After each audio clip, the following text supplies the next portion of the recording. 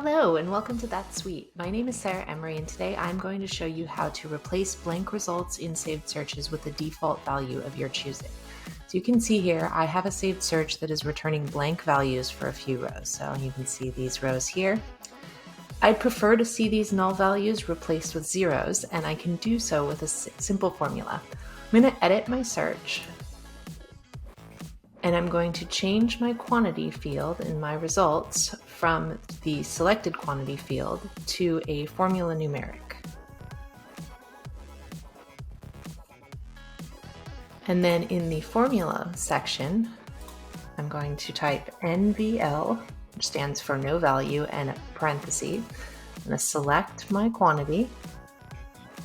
I'm going to follow it with comma, 0, and parentheses. So what I'm saying here is, in the case where this field that I've entered here has no value, replace it with a 0.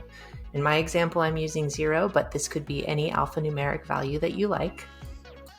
So I'm going to hit OK.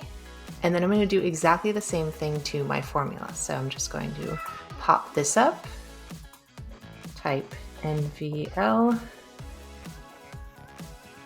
0, set. Okay, and now I will save and run.